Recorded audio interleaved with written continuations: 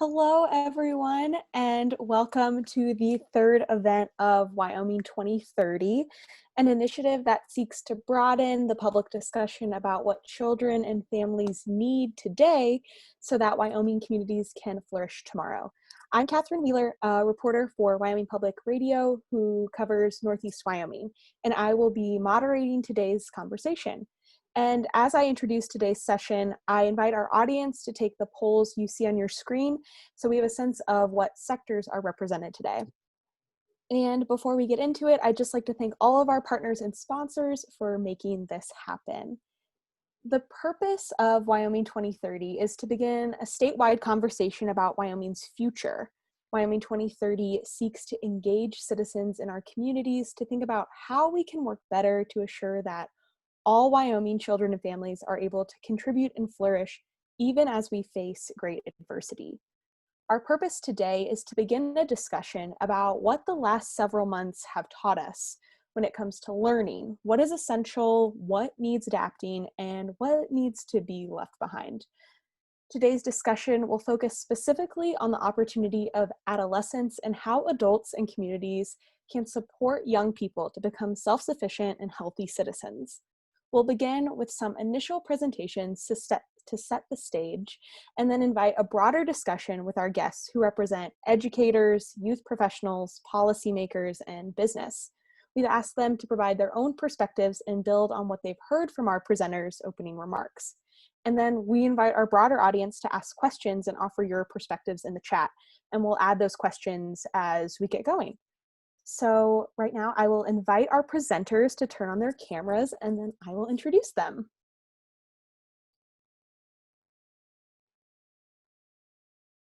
Hello, everyone. Great. So first we have Cara Bruman. She is an instructional professor in the University of Wyoming's Honors College and is the director of the top-tier Science Initiative Engagement and Outreach Program. In that role, she works to connect the rich science resources at UW to communities around Wyoming.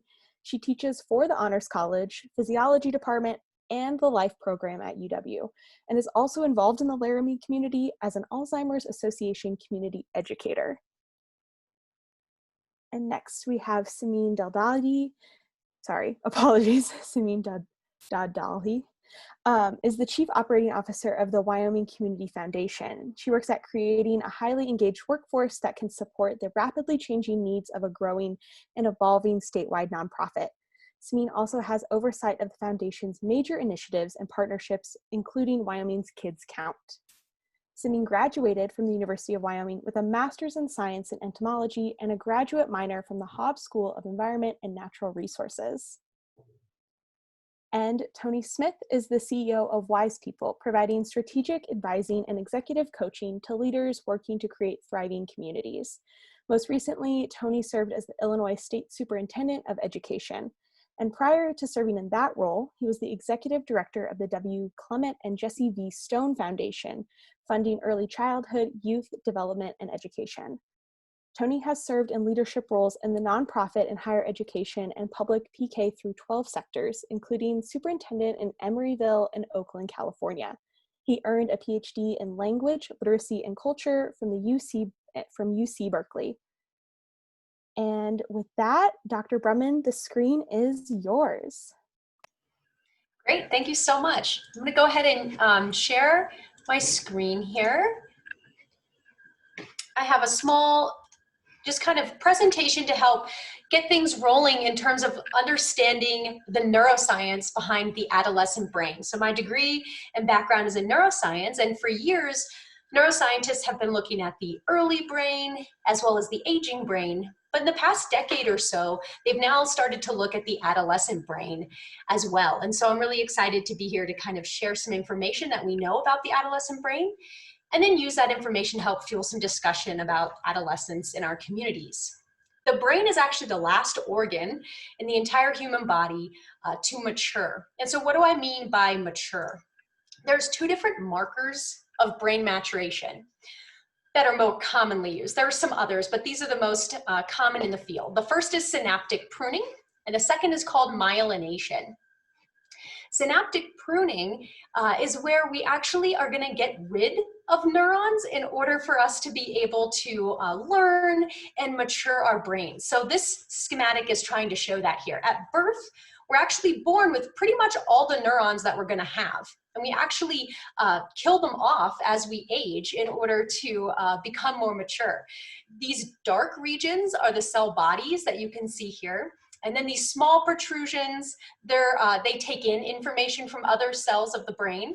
And then the long aspects here are called axons, and they communicate with other aspects of cells in the brain. And so what you can see is at birth, there's not many connections. And then in childhood, these cells really form a bunch of connections with other cells all throughout the brain.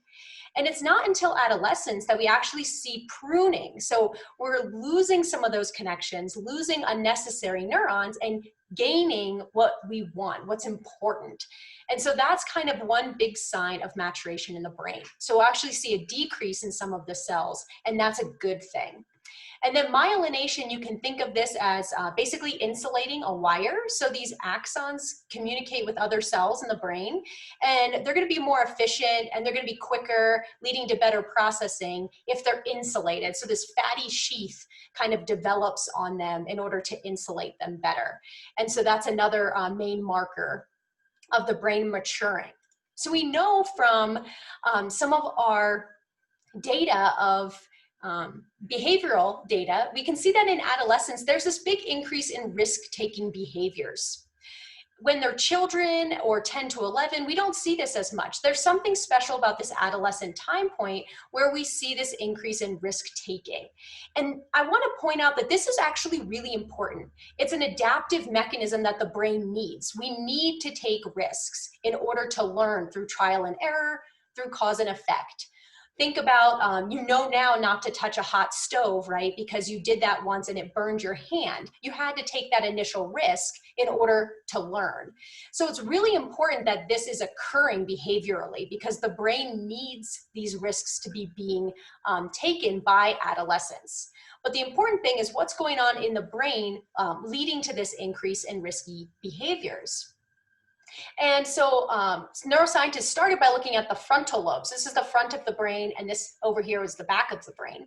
And they started in the frontal lobe because the role of the frontal lobe is in planning, impulse control, judgment. These all seem like things that adolescents struggle with. And so what's going on in the maturation of the brain for adolescents in the frontal lobe? And what data has shown is what we're looking at here is an MRI scan of many different individuals. And you can see these hot colors and these cooler colors. The cooler colors are indicating that pruning happening. There's less what's called gray matter volume. There's less cells. And then the red areas are kind of showing more cells being there. So at 5 years old, we kind of have a lot. And it's not until 20 years of age that we're actually seeing the maturation of the brain occurring in terms of pruning. And this is the front of the brain here that you can see. And if you're paying close attention, you might even notice that it's this frontal region that's even the last thing that actually begins to mature. It's this back to front situation in which the frontal lobe is going to be the last place where maturation is occurring. We see the same for myelination, as I pointed out at the beginning. So there are these two markers of brain development that's taking the longest to happen in the frontal lobe at 20 years of age. And now not only is the brain the last organ in the body to mature, but now the frontal lobe is the last part of the brain. And again, this is regions of impulse control, judgment, reasoning. So it's very interesting to take a look at that. And I'd like to point out that this can't be the whole story, right? So we see this increase in risk-taking behaviors at adolescence. Well, children 10 years to 11 years, even younger, they are not involved in risky behaviors. But if you look at the data, they don't have a very developed frontal lobe either. So it can't just be the frontal lobe that's involved in this situation. And so that caused neuroscientists to expand their horizons and look at newer research into what could be going on about risk-taking in adolescent behavior. And that led them to look at emotional circuits in the brain. And things got really interesting really quick. So the emotional circuits are called the limbic system. The limbic system is made up of a bunch of different regions of the brain, the amygdala being one of the most commonly studied. And the limbic system is responsible for our emotions, fear, reward, motivation. And what they found through a couple years of research now is that these limbic areas are actually maturing. So they're having pruning and myelination occurring much quicker in adolescence than areas of the frontal lobe. So now we have these emotional circuits coming online and developing much quicker than these frontal areas. And this creates a pretty big gap between these two areas of development. And that's right where adolescence is occurring if we look at the age range of the development of these two neural networks. And so they believe that it's this gap that's leading to this increase in risk behavior in adolescence. And so we really have this imbalance in the development of emotional and cognitive control regions of the brain. This is really going to make adolescents very vulnerable to emotionally charged situations. We can think about the aspect of peer pressure here as well. And so they're going to be really in tuned to the emotional aspects of what's going on, while not really being able to control some of those impulses and judgments because their frontal lobes haven't quite developed yet. And so I just kind of want to summarize and link this to some thoughts I'm having based on the neuroscience. So we see that myelination is going to increase over time from back to front. And it's going to not be until 20 years of age that that frontal lobe is completely developed.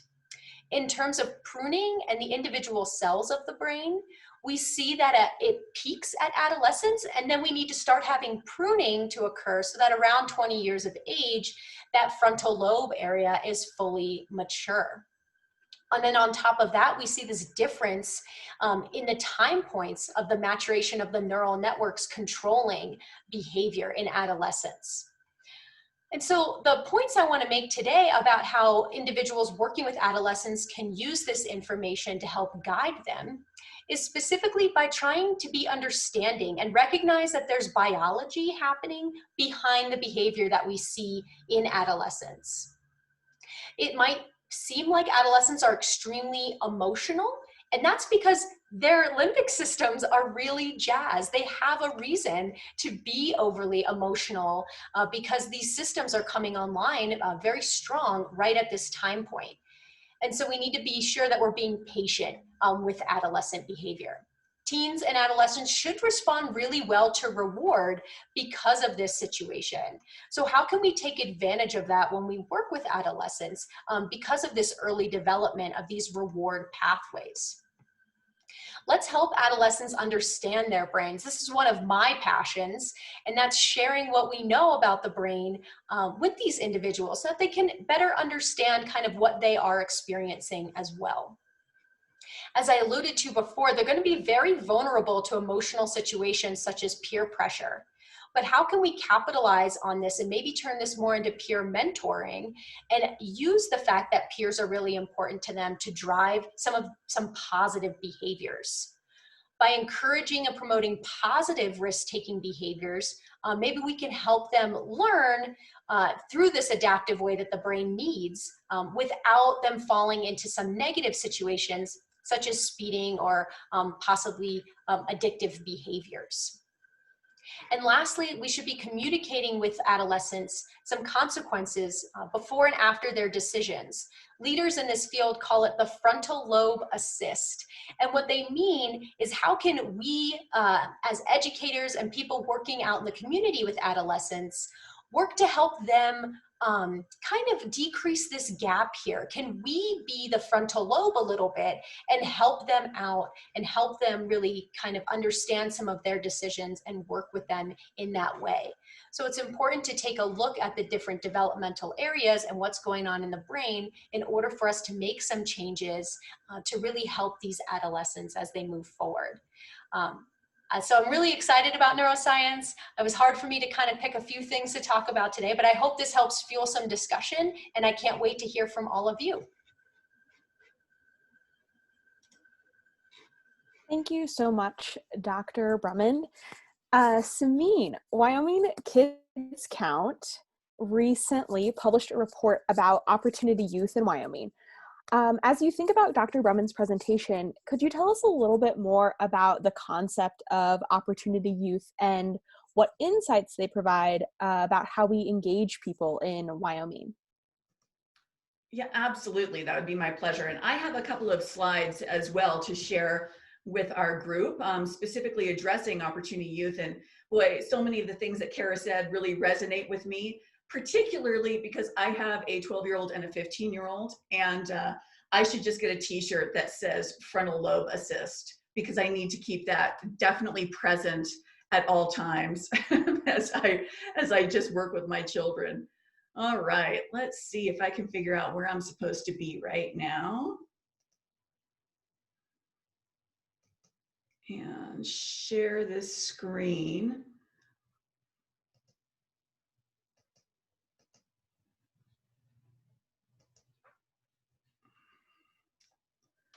I'm still working on it. Give me a minute. I've got too many screens up and now I can't figure out where I'm at.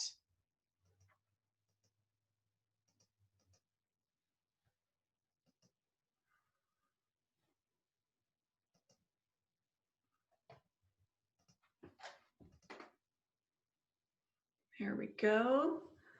Am I up?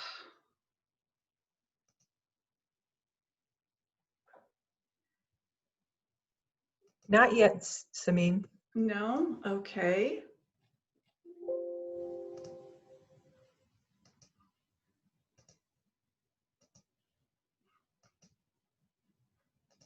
There we go. Does that look right? Yes. All right, so we're going to talk about opportunity youth, what that means, and I've absolutely stolen a lot of stuff out of the Wyoming After School Alliance publication on opportunity youth, and for those of you who have already read it, some of this information is going to seem familiar, but not all of it. So number one, what are we talking about when we use the term opportunity youth? And it's been defined as young people between the ages of 16 and 24 who are disconnected from systems. And that disconnection is intended to mean they're not enrolled in school. So either they're no longer in high school and they're not in community college or at the university, and they're not part of the workforce either. So they're unemployed. And what we also know about them is that there's approximately 40 million Americans between the ages of 16 and 24, and 1 of 8, or 5 million of them, are considered disconnected. So again, they're not in school and they're not employed. We also know, you can see by this slide up here, that it disproportionately affects people of color. So around the entire United States, we know that Native Americans are disproportionately affected, particularly since they're such a small portion of our population, followed by African Americans, then Latinos, then whites, and then Asians. And so that's where we get that number. We also know, and this goes a little bit back to what Cara was talking about, one of the reasons why we're really focused on this issue is because it's so important to help make those connections and to get people into the workforce or in school while they're younger. The ability for our brains to start learning new things and adopting the same positive behaviors that Cara was alluding to earlier, it gets a lot harder after the age of 30. And I think we've all seen that there's a lot of risk-taking that happens with young people and not the best decisions. You can't figure out exactly how they ended up making a decision the way they made. And that goes exactly back to what Cara was saying. But it's so important that they start learning at that time too, because so many of the skills that we have that we rely on through our entire life are developed at this time. And what this graph is showing is that as you age, it gets harder and harder to learn those skills. Our brains just have to work a lot harder. So what else do we know about opportunity youth? We know that the United States has more disconnected youth than other Western European countries. In some cases at more than or almost 2 times the rate. So that's just an interesting number to think about. Why is this so prevalent in the United States? We also know, and this is very important to Wyoming, that there's more disconnected youth in rural areas. Part of that is because rural areas like Wyoming, in comparison to urban areas, have a much less ready social infrastructure to help young people. We just don't have a lot of those programs across all of our communities in rural areas, and that makes it a little bit harder as well. And some of the reasons for disconnection can be young people that are leaving foster homes. So when you're 18 or 19 in some states, you're out of the foster system and you may not have any supports at that point. So you might just be on your own. And it can be really difficult to know exactly how to get into a school system or how to get a job. We also have some issues with things that start in juvenile court. So youth that get particularly hard offenses for things that, again, are linked directly to their brain development. And being able to expunge those records, sometimes there's a lot of hoops to jump through, and that can also be a delineation between whether a student gets into school or gets a job. In some cases, we know that there's increasing homelessness for young people, particularly in Wyoming, but all across the United States, and also substance abuse. But it doesn't have to be linked to these things. You can be a disconnected youth who's not in foster care, who was never part of the court system, who has never experienced homelessness, and who has not had any substance abuse. You just know that for many of our young people, the older they get, the harder it gets to make sure that they stay connected to systems. So what's really the problem? Why are we concerned about opportunity youth or disconnected youth? And the reason is what I've got in big, bold font right here. I'm not the best person at creating PowerPoints, but that is that young people who don't connect to the workforce early on, they tend to remain vulnerable for a long time, probably throughout the rest of their life, because as I showed you in that slide before, the older you get, the harder it is to change some of those things. It's a risk to family self-sufficiency. In Wyoming in particular, we have a lot of young parents, and that's perfectly fine, but the younger you start your family, the more risks you have in being able to get skilled work. Sometimes we have young mothers that end up staying at home, or young fathers that stay at home while one parent enters the workforce, and that can also cause some issues for the person who's staying at home in order for them to effectively get into the workforce. We know that unskilled unemployment in Wyoming tends to be pretty low paid, particularly since we haven't raised the minimum wage past the federal minimum wage of $7.25 for almost 20 years. It also results in a community that has a less skilled workforce. So we don't have very many people in Wyoming, and when we're not putting all of them to the best use possible and maximizing that potential, that can come back to bite us. There are significant economic costs, so much so that opportunity youth or disconnected youth is now considered an economic indicator for a community. And I think at this point, I wanted to explain that we call them opportunity youth for a whole variety of reasons. And part of it is that we want to make sure that young people aren't going to become another example of differences in opportunity creating differences in outcome. But we also have an opportunity to change some of what we're seeing here. So this is what it looks like in Wyoming. About 7% of the 16 to 24-year-olds in Wyoming are considered opportunity youth. This is the breakdown in this diagram over here by age, or I should say in this chart, about 45% of them are between 21 and 24 years. 58% are male. And I think really interesting in Wyoming, 24% did not graduate from high school, but that means that a significant number of our opportunity youth in Wyoming do have high school degrees. And again, disproportionately affecting people of color.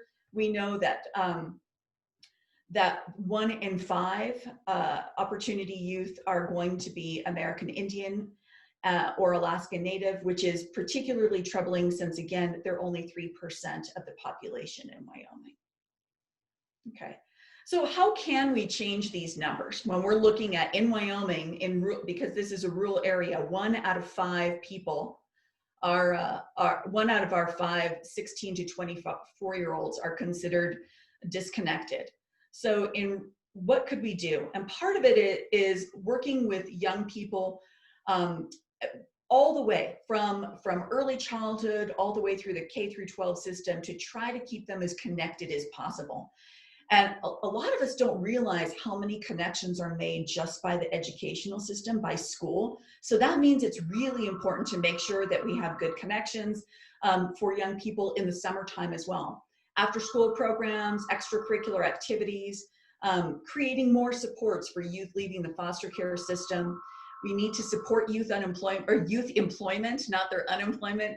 It seems when I was a young person many, many years ago, 16-year-olds frequently had summer jobs, and you don't see that happening as frequently anymore. We should also be trying to reduce and eliminate school suspension and expulsion practices that, again, are closely linked to what Cara was talking about with their brain development, and making sure that we keep those kids connected instead of pushing them away from the connections they might have. We also need to make sure that the opportunity youth that do exist right now have as many opportunities as we can give them. So it could be that some of these people would benefit from mentoring, more mentoring programs, more training programs, apprenticeships, and we really need to advocate for those kinds of programs being available in Wyoming. And that can be very difficult to do, but making sure that we have those kinds of programs in our communities is going to be essential to making sure that we can change many of those numbers. So that is what I wanted to discuss about opportunity youth, and I think it's so closely linked to what Cara was talking about in terms of brain development and the changes that we see. But I think it's also one of those things that all of us with older kids would recognize, and that is that those connection opportunities decrease as our children get older. So, trying to get a child into an after-school program when they're in grade school is pretty easy. Making sure that they're involved in extracurricular programs is easy. But as those kids get older, I know for my kids, they don't want to be in an after-school program, especially if it's called that when it's in junior high and high school. And so really trying to find innovative ways of making sure that they are connected to their peer group and they're connected to other adults is very important. Catherine, that's it from me, so I can turn it back over to you.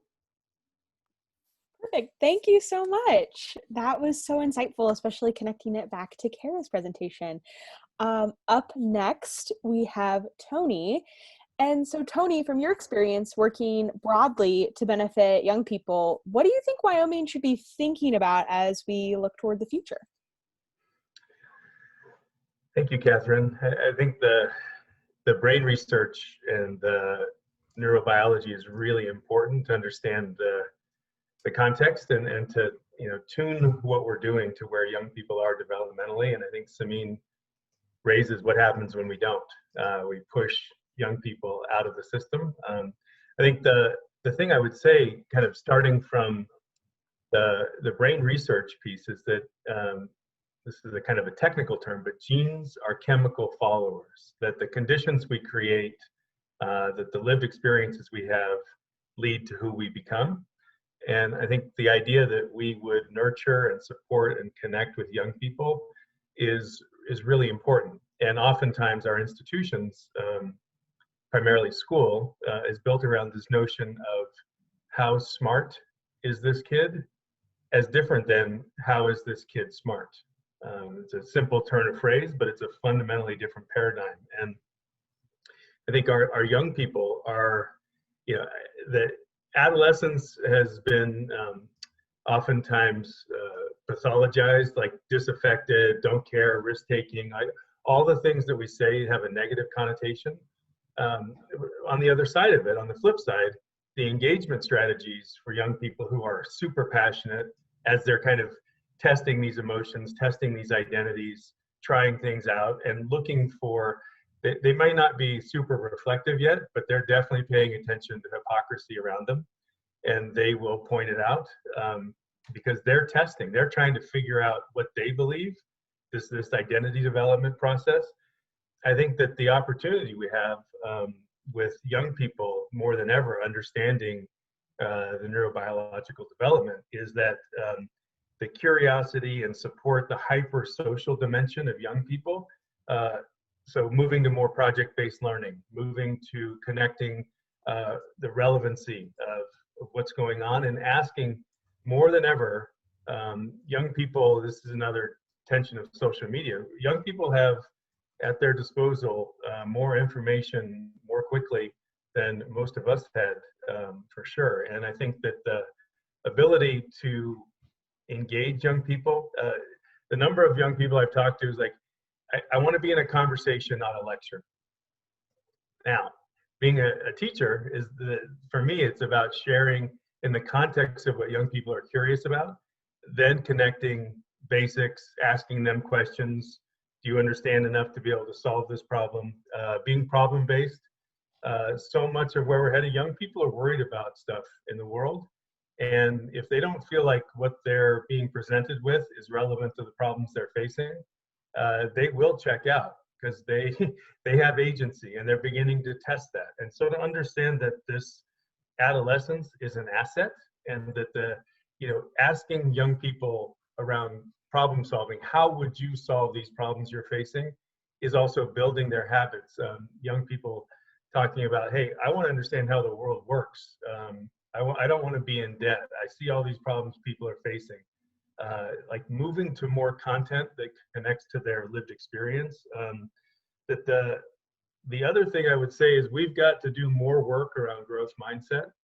The idea that brains change, and they change physically. We saw some really nice the magnetic resonance imaging, but the idea of the PET scans would show the growth over time. So brains do change and grow over time, and that the myelinated axons, the more times you're doing something, that sheath that we saw gets thicker. So we have to get better as adults in our institutions of making room. Linda Darling-Hammond talks about revision and redemption, that the environments where young people learn the most and build the deepest connections are places where they understand that a mistake is an opportunity to understand something. It's not about their self-worth, and it's not about a fixed amount or fixed capacity. It's about growing the capacity to understand and do. And that distinction, it sounds simple as we talk about it, but how we respond in settings where we have power as adults, we have positional power in schools if we're running out of school time programs, recognizing the power dynamic and making it possible for young people to be more at ease and in relationship as we give them feedback. Young people crave feedback, and it's a thing that somehow we've drifted away from.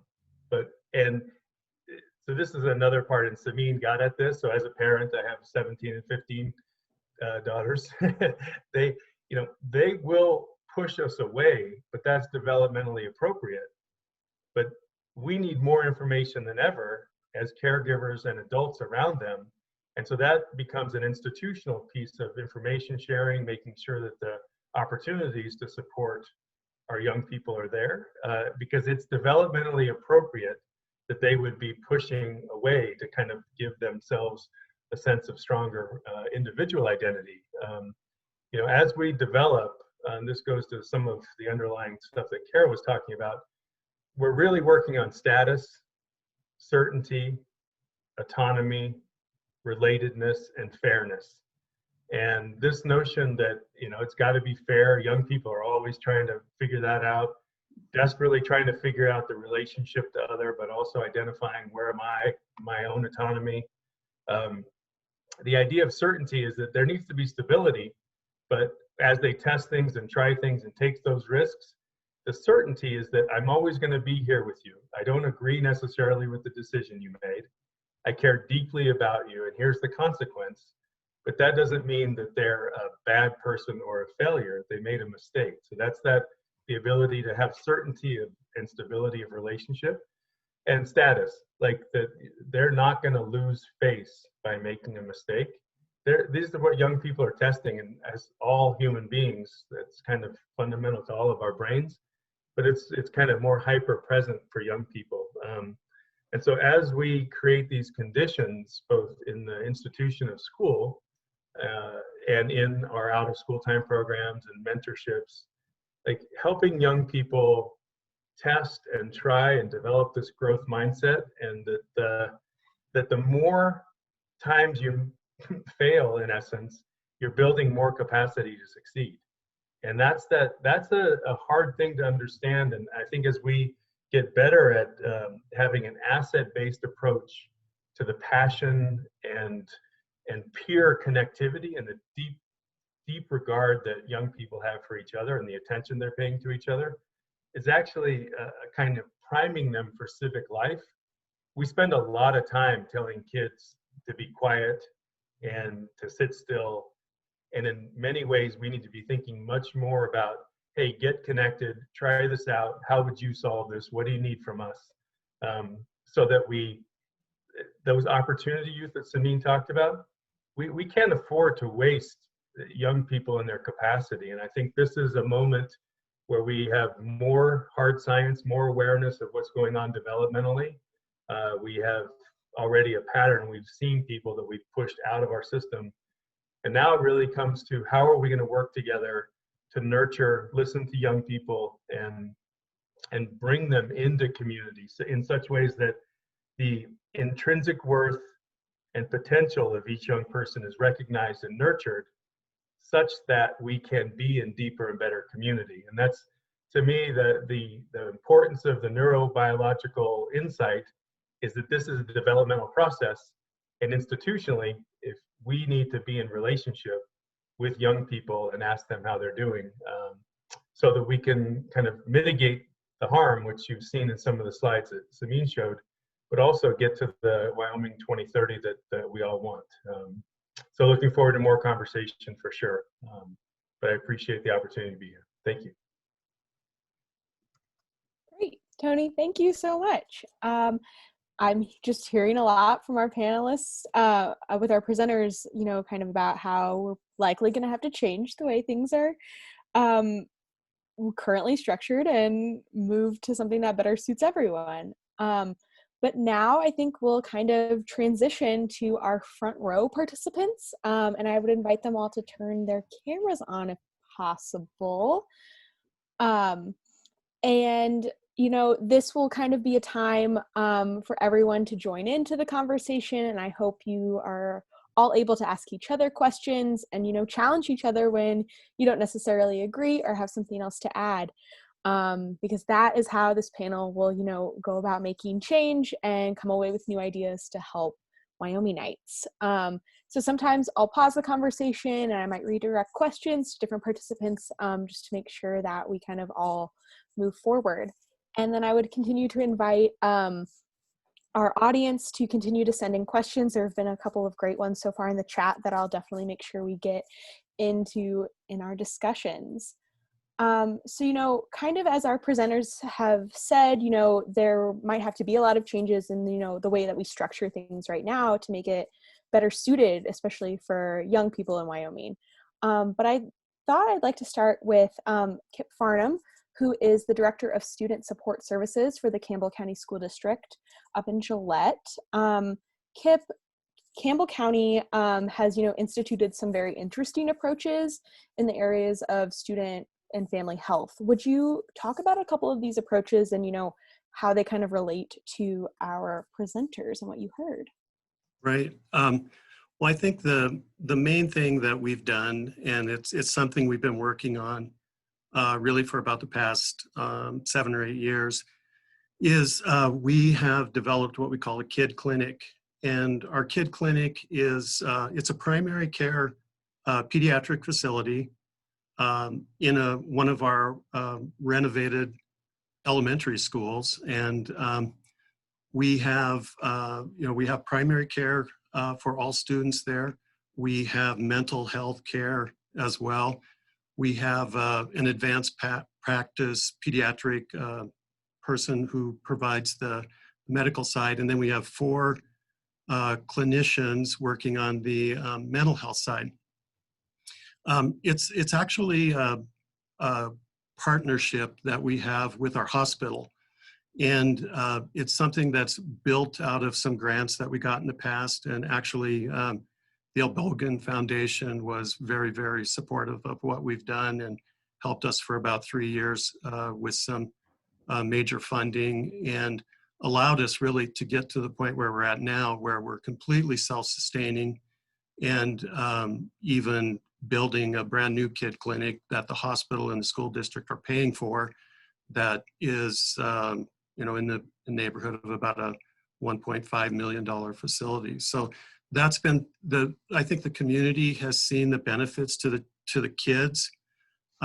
We are, and they're very supportive. We're seeing about 10,000 appointments a year right now in our clinic, and that's just about 6,000 for mental health services and about 4,000 for primary care. And the hospital just announced that they're going to add another pediatric nurse practitioner to the program, and will be moving to another mental health care provider. And that person will be able to go on site and help our students without having to go to the kid clinic. We do, however, provide transportation to our kid clinic. So we have almost a zero no-show rate, because we pick the kids up at school, we take them to the clinic, and we bring them back to school. And that really helps in our community, where we're a very blue-collar community. Most of our parents, the majority of them, are working in oil and gas or coal, and they just can't come in and take their kids to a doctor. So this has been really, really beneficial for us. One other program that we've had some issues with suicide in the past, some really bad ones. We've had a couple of years where we had 3 or 4 kids a year, take their lives. And so we moved just a few years ago, well, actually about 4 years ago, to a peer-to-peer support group for kids where our kids are actually running the prevention program in our secondary schools. And it's even trickled down into some of our elementary schools right now. And so that program we have not had a suicide in three years because of that. And we're moving in a real positive direction with that program and trying to expand it to 2 new schools next year. And we're just hopeful that the future will bring us just some real positive elements through the Kid Clinic and through the Hope Squad. So I think if anyone has any questions, I'd be happy to answer them. But Catherine, that's about all I have for right now. Thank you.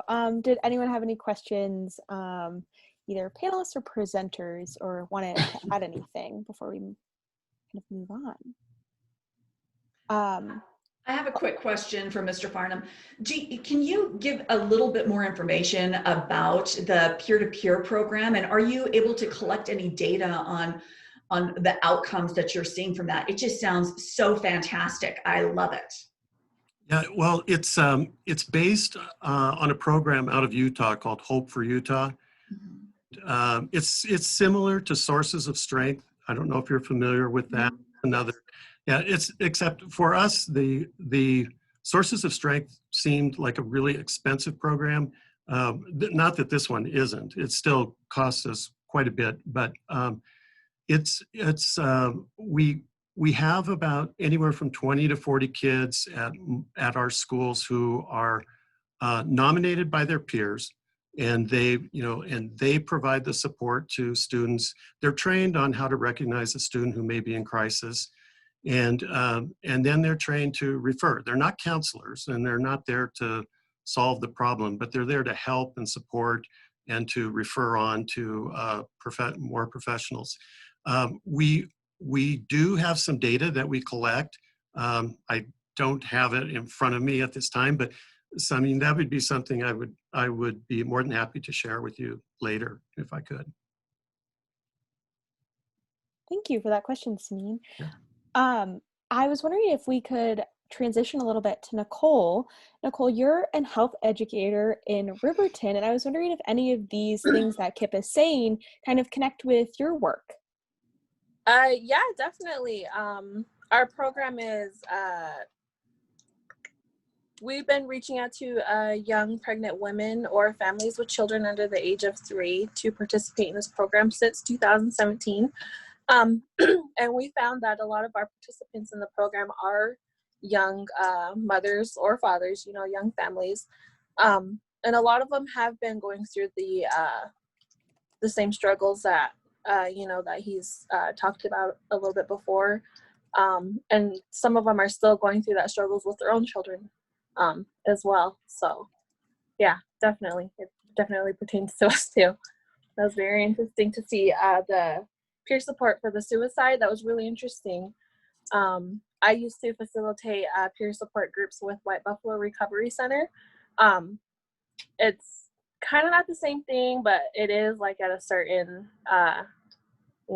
spot. But recently I've been looking for something kind of similar to that for the Fremont County School District 25. I'm on the Title VI JOM board for that too. And we've been working on implementing, sorry to go off topic here, but the behavioral health part of it with the children there and transporting them to our clinics here in Riverton so they can get the health care or behavioral health help that they need as well too. So that was really good to know. Excellent, thank you. And Ada, in your work, we've kind of talked about prevention, I think especially with Kip mentioning about, the suicide prevention that's going on in Campbell County. I was wondering, as a youth program director in Washakie County, do you see that there's an opportunity for similar things there? And, that the community could more effectively engage with young people in that kind of way? I'm actually with the Latina conference. I think you might be talking about Sarah with Washakie County. I was getting a little nervous there for a second. I was like, so sorry, my notes got all mixed up. No worries. Sarah, the same question to you. Can you repeat a little bit? Okay. Definitely. With your work in prevention in Washakie County, are there similar things that, Kip is saying that could apply there and, that could effectively engage with young people in your community to, strengthen those connections? Yes. As far as what Kip was talking about, and I'm reading the comments too, our prevention efforts involve QPR. We've actually had a couple trainings with our prevention coalition in QPR, the suicide prevention for adults. I do like the mentoring piece. I think that is amazing. Actually, we had a couple of our youth from our prevention group do the QPR training, and we'd like to get a lot more trained on that. It's just been super difficult to do some in-person events, but I think that would be amazing for our youth to do more of that. As far as prevention is concerned, we just had a meeting actually right before this for prevention, and we are trying to always come up with new ideas. And so right now our new project that we're doing is talking to the school, and we're just now starting to get it started, but talking to the schools and law enforcement about not doing suspensions with tobacco, and having those kids instead do a program, a tobacco prevention program, and going through that instead of doing suspensions. And so that is kind of a project that we have just started, and we haven't actually had a group of kids yet, but we do have all of the county attorney on board. We have the law enforcement on board, all the schools on board, and it's just a matter of getting that started. So yeah, I don't know if that is what you're looking for or not, but yeah. Definitely, thank you. Did anyone have anything to add there? Awesome. Well, I think I will transition just a little bit. Jesus, sorry, my notes once again have shifted. as a CEO of a growing Wyoming company and a member of the Endow Council, how do you think that could cultivating those connections with young people in Wyoming, and where do you see the opportunities that are already there and sort of the mismatches or the disconnects that we're kind of experiencing and working through? Great question. I think as I was listening to all the conversations and the presenters, first of all, the neuroscience is always fascinating to me. And I just love learning about how the brain develops, or in some cases does not develop. But the sense of community, and after hearing the presentations, is something that continues to just come to front of mind. And how important it is that youth have a sense of community. And I don't mean community as a whole, like the Sheridan community where I live. I mean their community, their peers, their relationship partners, the people that they're going to engage with, and somebody they can identify with that shares their values or their common interests. It's so important in the healthy development of our youth. And I'm not coming from a place of science, but just from my experience. And I own a technology company, and in the field of technology, it's fair to say that a lot of the people that I employ tend to come from working outside of the system. They generally don't fit well within the systems that exist in school or in other professions, and so they tend to draw themselves in, and they tend to pull away and find themselves tinkering and experiencing and exploring technology, and then they find that interest. And sometimes they can find a match with people, in gaming communities and et cetera, et cetera. And it just reminds me that it is so important that we find in our communities ways for these youth to be connected. I kept thinking about this term of the opportunity youth. Samin, you've kind of blown my mind with thinking about that. We really have to find a way for the opportunity youth in particular to be mentored into finding a place of community. And I think about that in sense of, again, in terms of my profession, we have very few opportunities for anybody from my profession to connect with youth. But fortunately in Sheridan, we do have, for example, some coding camps and programs that youth can get involved with. That creates a little bit of that opportunity. We do have mentorships or internships from time to time, but nothing that's real consistent. And so those kinds of things are really important. But what always comes to mind for me is that the reality is it takes a champion to drive and keep momentum behind these initiatives. And unfortunately, we generally don't pay those champions very well. So again, coming from a business perspective, if we want to address this issue, this idea of connectedness, so that we don't have youth just completely disconnecting and that becoming a lifelong reality, then we need to invest more in the champions of our communities, the champions of our programs, and make it a livable wage, a livelihood where people can be committed to support their own family while being invested in those adolescent youth. And so anyway, I don't know if I touched on anything related to your initial question, Catherine, but what really stands out for me is the sense of the need to build a sense of community and connectedness for our adolescent youth. Great, thank you. And Ada, as a master's student and an alumnus of the Latina Youth Conference, I'm wondering, in your experience, were there any formative moments for you that made a difference in your development and really brought those connections to the forefront for you?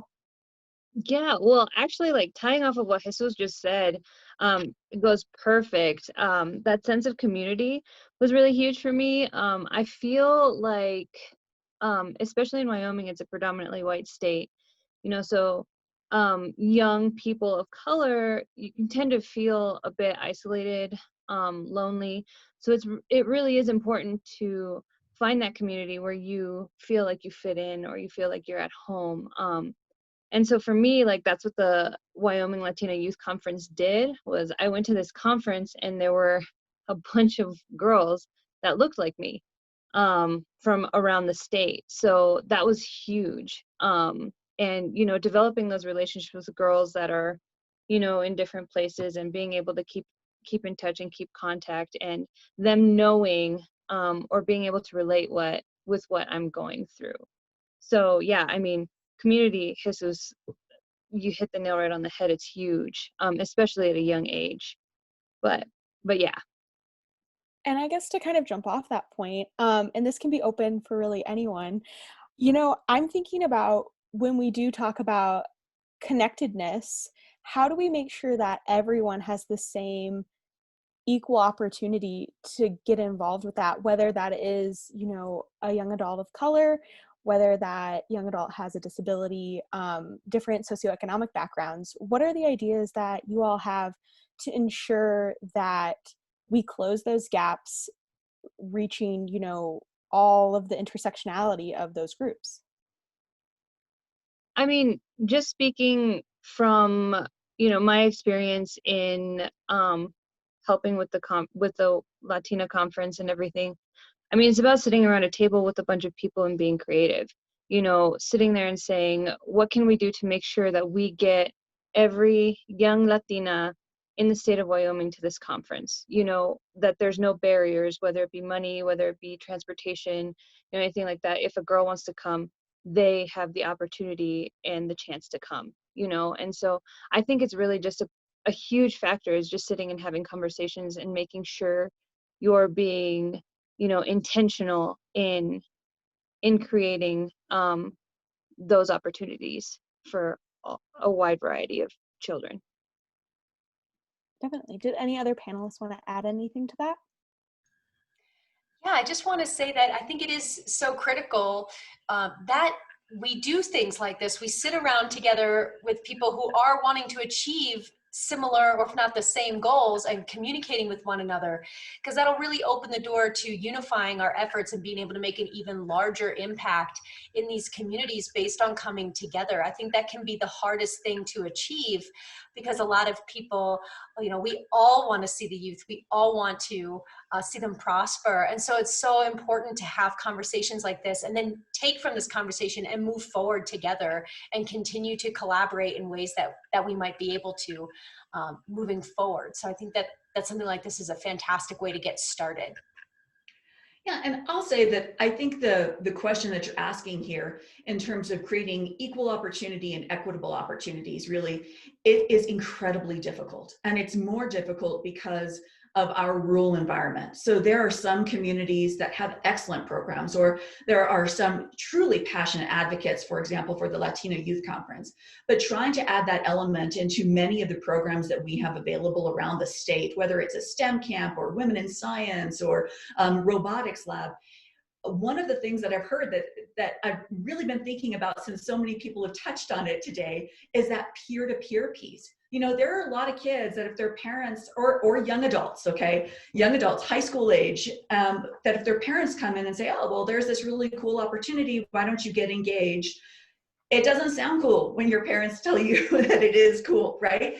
But being able to look at all of the programs that we are offering and making sure that we do have some peer champions that will reach out to other people and really invite them, and make sure that our young people know this is going to be a safe space filled with people that they know that it's going to embrace them. It's nothing to be scared of. They're not going to feel like an outsider. I think that could be a critical element. And that's whether we're talking about particular, you know, kids who think that they need to know everything if they go to a robotics lab. Like, well, I don't know anything about that. Yeah, that's the point. But they don't believe it when mom says it, right? So making sure that we can try to build that element into many of the programs that we do have, I think, is just critical. I want to piggyback on something Samin said really early in her comments, Sarah. I think it's really important that we be thinking strategically in terms of how to resolve this. So, you know, when I think about the opportunity youth, I immediately started wondering what all the demographics were of those numbers. You know, are we talking, you know, primarily low income? You did mention one demographic in terms of minority status, but all those other demographics that would allow us to really kind of target and think strategically about, you know, what is it that particular community, that particular niche needs for us to be successful in introducing whether it be programs or mentorship opportunities or whatever it is. And so I end up having more questions than answers right now, but ultimately, I think thinking strategically about how we approach it, you can't have just kind of a wide net approach and try to, resolve attrition for all youth and all demographics, so anyway. Yeah, I'll pick up on that. I think the other piece of it is that the idea of belonging and connectivity and feeling a sense of community that you were raising, Jesus, is not something special to one group. It's universal. As human beings, we benefit from being in deep relationship and being fully seen and challenged by people that we care about and we know that they care about us. That the kind of the dominant culture does create conditions where anything like the Latina, it's seen as extra, other, well, why do they have that? Everybody benefits. So changing the broader narrative that creating conditions for everybody to have a sense of belonging is actually better for all of us. And that doesn't mean that people have to fit in an assimilationist way, that it's actually finding places of deep belonging that people feel their full selves and fully present is actually the thing that will most benefit all of us. And that's a mindset shift that we still have to work on, that underlies much of the equity work that we have facing us, that it's seen as relativism, as different than just fundamentally human. That being in a deep sense of belonging allows us to take risks, allows us to kind of try stuff out, and that those connections that you were talking about actually then get grown up if they're in a protected space as different than I have to kind of fight to belong.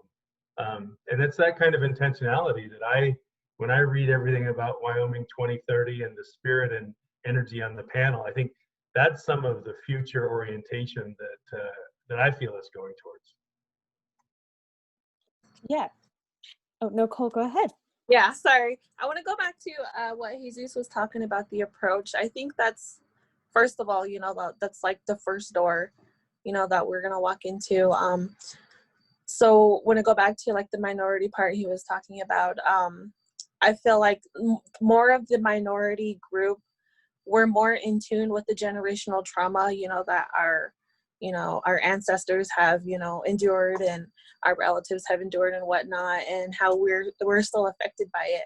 And just, minorities in general, I feel like we're more in tune with our mental health and our well-beings and just our surroundings and where we fit into the community.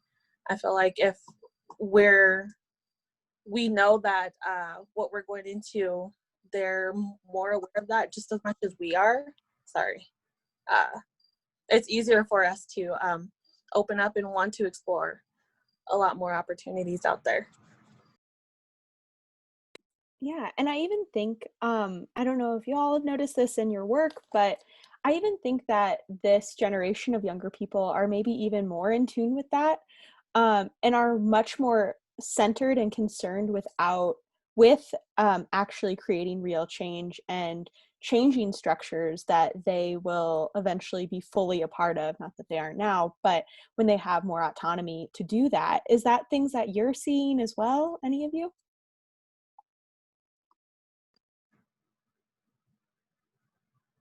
Definitely with me, like I said, I'm a millennial myself, and let me see, how do I say this? Like my friends and I, like Jesus said, our community, the people who we're surrounded with, we're able to talk about, how we're feeling, how our kids are feeling and whatnot. And then when you go to our parents, they're not so much, into that conversation. They're more closed off more than we are. So yeah, I think it's definitely just a generational thing.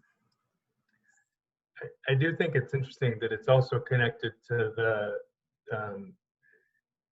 neurochemistry, and so and just in terms of the embodied trauma, Nicole, that just this idea that the healing is both generational healing, and that the telomeres actually in our bodies we hold that trauma, and that the opportunity to heal and do the generational healing and the dialogue is actually both healing for me as a person individually, but collectively, we can begin to heal collective trauma too through dialogue and storytelling. It's another part of why belonging is both, it's good for all of us, but the more we have a sense of belonging, we actually create conditions of more common ways to communicate. Like this is actually some of the interesting stuff, and Cara is much better positioned to talk about it than I am, but just the way in which the having a healing centered approach is more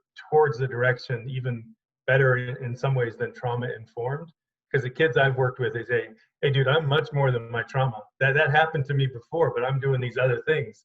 Like moving to a healing centered collective move actually is better for all of us. And Cara, I don't know if I got some of that online.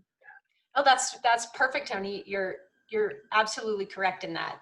We are, you know, our brains are going to be kind of, you can go back to the ideas of nature and nurture, but nurture really plays such a significant role, and that's so important. And in fact, in a whole field of epigenetics is what it's called. I mean, what we do today for our own brains and our own bodies, what we do for our children's brains, their bodies, that's just setting up their own children's genetics for even more successful experiences. So it's truly incredible what a very simple way in which we treat others or we treat ourselves can have an impact generations down the road through our genes themselves. I mean, it's truly sensational.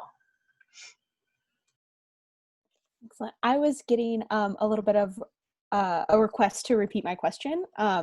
So again, you know, as from my own experience, I've been seeing, you know, the youth these days are more aware of inequity in this country and that exists in all of our structures. And I was wondering if all of you had, you know, seen evidence of that through your work with them.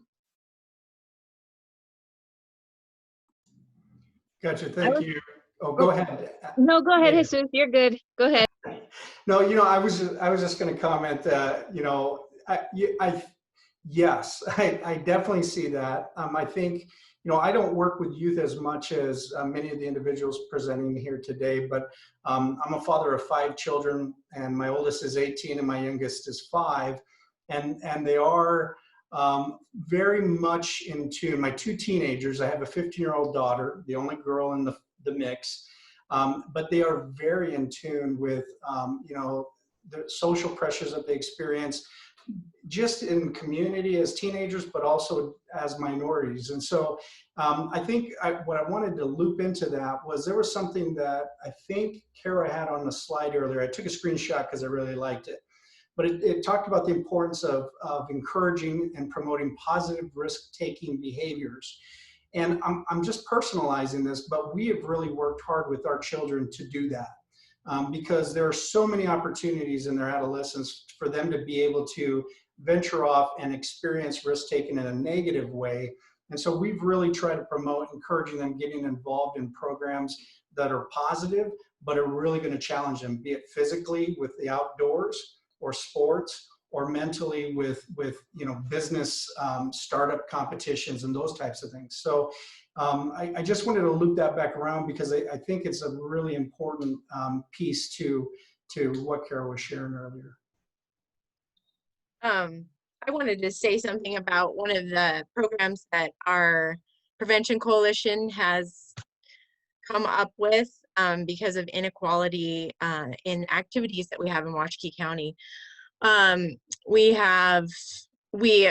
just through talking in our coalition, there are lots of activities that kids can be a part of, but a lot of those involve a lot of finances that our kids, not all of our kids are able to be able to participate in those. And so we came up with a youth activity pass program, and where passes are given out to all the schools, a person in the school, usually a counselor or a principal, our mental health agency, Big Brothers Big Sisters. I mean, there's a variety of people who get these passes, and they get to see whether or not a youth would be interested in something that maybe they wouldn't normally be able to be a part of, or maybe something that they've just shown interest in, maybe they don't even know if they're interested in it, but to be able to give these passes out, whether it be for piano lessons, traveling soccer, maybe things that they just would not be able to be a part of,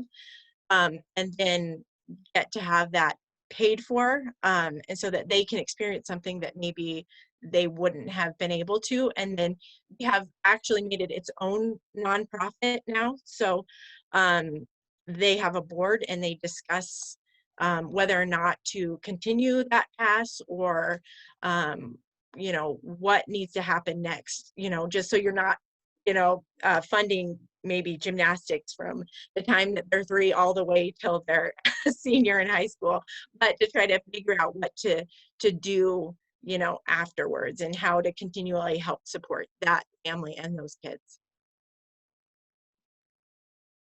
Thank you. And Ada, did you have anything you'd like to add? I saw you a little bit earlier. Oh no, I was just gonna say that I think it's important just to add that we not make assumptions that kids are too young to have these conversations, or that they might not understand the things that we're talking about. So additionally to being involved with the conference, I'm currently interning at an elementary school, and we started talking about diversity and things like that, and things like the Black Lives Matter movement came up, and like, you know, all these different things that like first and second graders were talking about, you know, that, I mean, I don't specifically remember when I was in first grade, but I'm pretty sure I wasn't talking about movements and, you know, things like that. So it's just really interesting to see the extent of their knowledge, especially at an extremely young age. So I just thought that that was important to kind of throw out there for everybody. Yeah, that's definitely an excellent point, especially as we talk about, you know, mental health services, especially, and all of the support we could provide to kids that are, you know, thinking through these complex, big things while their brains are still developing.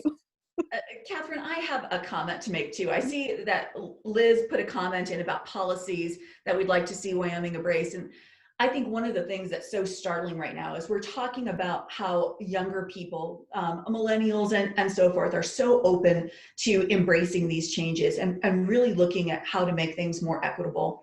And we're also having a conversation about Wyoming 2030. And it strikes me so incongruous with what's happening in the Wyoming state legislature, which is that right now in Wyoming, we have a legislature that is not focused on Wyoming 2030. They're not focused on the future. We have a right now legislature that's only focused on what decisions they can make right now.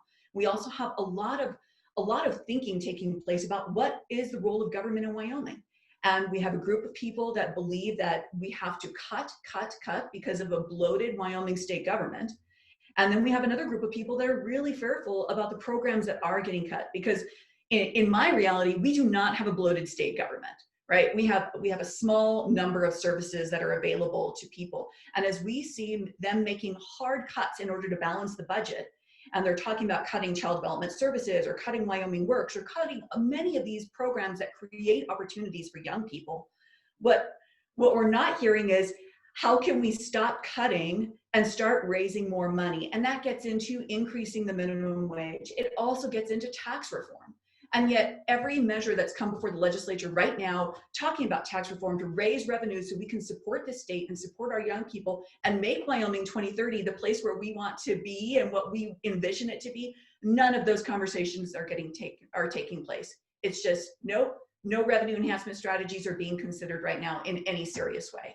And it's so disappointing to see all the hope and all the great discussion that's taking place here right now. And everything that we're talking about is being so critical to our future. And that is not a topic of conversation by the Wyoming state legislature. So that's me being angry and venting, and I'll stop. Well, to kind of piggyback off this, and this is open for everyone, you know, our legislature is, you know, right now discussing a lot of problems that have to do with the immediate needs of the state, but also the conversations they're having are going to have impacts beyond this year, beyond this legislative session. Something, for instance, like school recalibration and how education funding will go forward. Someone in the chat brought up, public school is where a lot of kids spend their time. It's where a lot of young adults are all the time. It's where a lot of their opportunities are, so as we kind of head into this time of discussion about school funding, what is everyone kind of thinking about? I know, Kip, you kind of have a front row seat as someone who works in administration at a pretty large school district.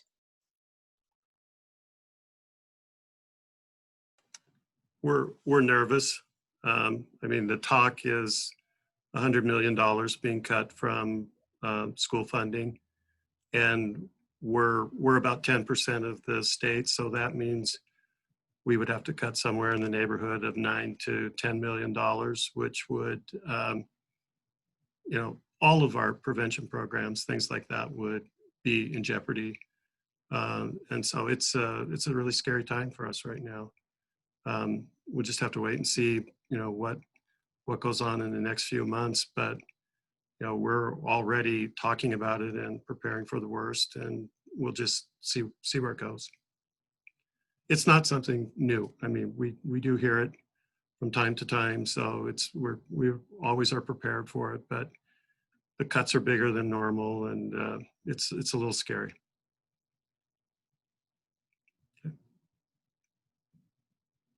Yeah, and kind of talking about, potential cuts that districts will have to face. I was speaking with a administrator from the University of Wyoming, and, they were like, we're going to have to start doing less with less because that's all that we have. Are y'all thinking about ways that could potentially affect you, or how it will?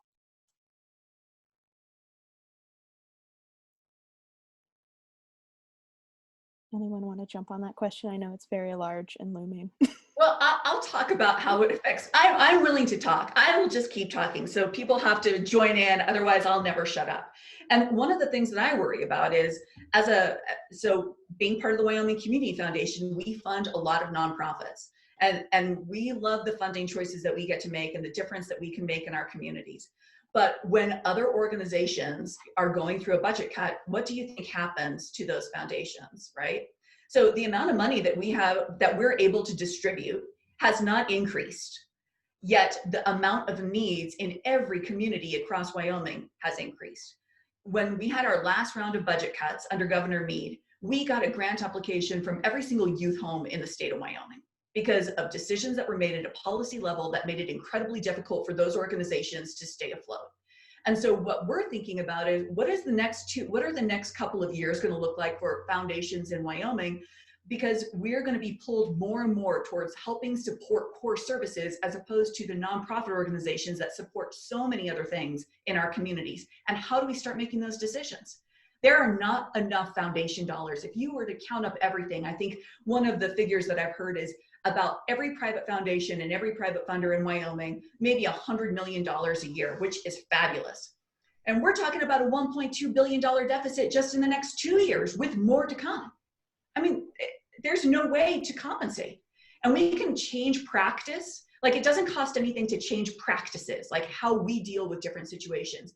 But if you want bigger support systems to build models that will work all across the state, then we are talking about financials. We are talking about being able to do some innovative things, and sometimes innovative things cost money. So I'll stop there.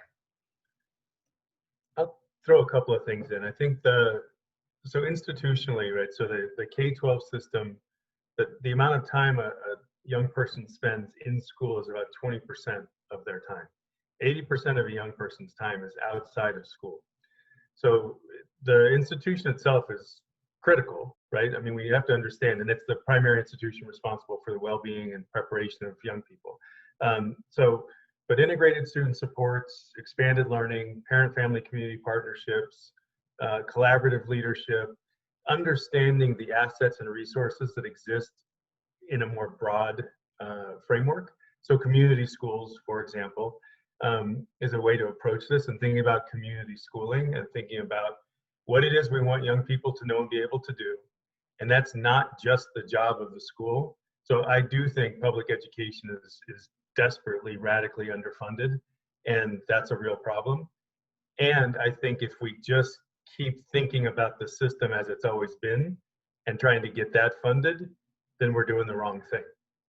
We need to figure out, what does a system that actually supports the learning and development of every child, what does that system look like? And so Michelle put in that, we often talk about what we don't have rather than what we want. And I think in the context of Wyoming2030, what are the conditions for young people and their learning look like so that Wyoming is healthy and that everybody has that sense of connectivity and belongingness that we were talking about before. But I do think the conversation about cutting and lack falls into an old conversation about an old system that really was fundamentally kind of grounded in white dominant culture. So we're moving to a different time, and we need to transition our systems to a different way to actually connect with and support the well-being of every kid. That means a different kind of conversation.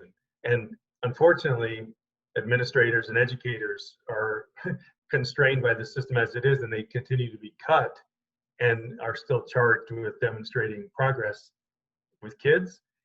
We need to change the discourse and have a much bigger conversation, I think, that broadens it to a community-based conversation. Then I think, Samin, that would impact what the General Assembly is doing and what the conversations that are happening in the legislature would shift if more people felt like they were part of the conversation. That's my take.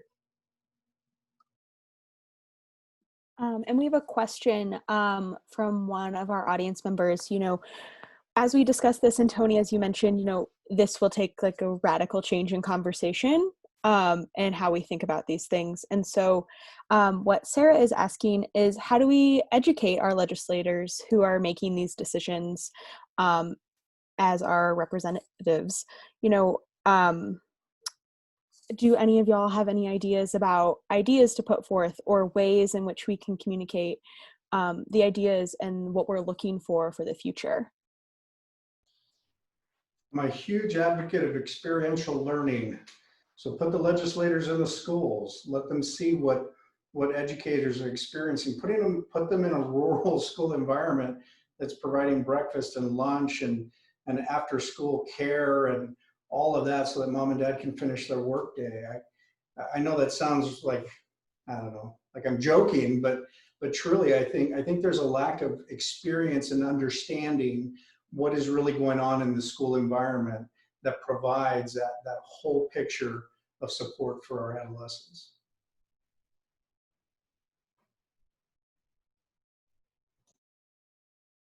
I think going off of what Jesus says, like, inviting them to these places, I know that we've made an effort for the conference to invite our legislators so that way they can come and see like how many young Latinas are in the state and like what their concerns are, what they're talking about, so they can kind of have an idea and be like inside to see, what these girls are kind of going through. Because yeah, I mean, experience like being there firsthand, I feel is the best way to learn and to understand what is actually going on. Yes, definitely. Thank you. This is kind of a bit of a time to wrap up. So are there any final thoughts that anyone has to add as we kind of get close to the ending time?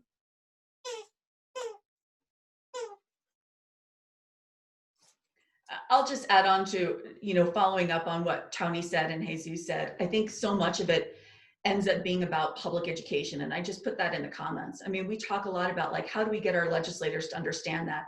And I think the reality is the majority of Wyoming doesn't understand it, right? Those are our voters. And so when the majority of Wyoming doesn't understand or doesn't believe that these are real changes that are coming down the pike and that we've got some real economic problems in the state, and when the Wyoming in general doesn't understand our tax structure, and when Wyoming in general doesn't understand how a school works and doesn't know whether or not to believe a legislator saying that our schools are overfunded and it's so much money gets spent on administration, they can cut easily without cutting teachers, right? They don't know enough to know whether that's an accurate statement or not. And so it really comes down to making sure that our citizenry is well educated on the topics that are most important, because when they care about it, they're going to vote in legislators who care about it. Most definitely. I feel like now I have a lot of work to do. Well, that actually really does align with I've done like listening circles with young people over the last couple of years, and they're talking about being prepared for the world, like the content that they want to understand. They're not saying like nothing is important that's happening in school. It just doesn't feel relevant. And so to your points, I mean, about the relevancy and the preparation to understand the dynamics in community, how things are voted on, why they're voted on, that every policy, that some people are protected and other people are harmed. Like, what are the dynamics there? Like, what are the dynamics of the economy in my community? Like, what does that mean? Like, kids are saying, like, people throw this around and then expect me to, like, I turn 18, I'm supposed to know everything. I never learned it in school. So there's this kind of sense that is, and Jesus, I saw this generational development question. I think that there's a way in which things have shifted, and there's a presence and a need to really tune much more relevant content in high school in particular around community engagement, what young people need to participate so they can make those decisions. I mean, and be an informed electorate. Thank you, Tony. Anything else from anyone to add? I just think as a general statement that I'll say on the brain side, I mean, the brain learns best by doing. And I think that statement relates to all of the social issues we're talking about, financial issues, problems that you're experiencing. I mean, the brain learns best by doing, and no one's going to know what's going on in the communities unless they're engaged in those communities and they're doing some of the things that you are all experiencing and talking about today. So I just kind of will just wrap up with that one statement to kind of just take home message. Thank you very much. And if no one else has anything to add, I will just say thank you to all of you for participating. This has been such a great discussion, and I think it's left everyone with a lot to think about how we move forward. I will also invite our audience to complete the survey that will pop up when you close down. But thank you all so much for listening and participating. We really appreciate it. And have a great rest of your afternoon.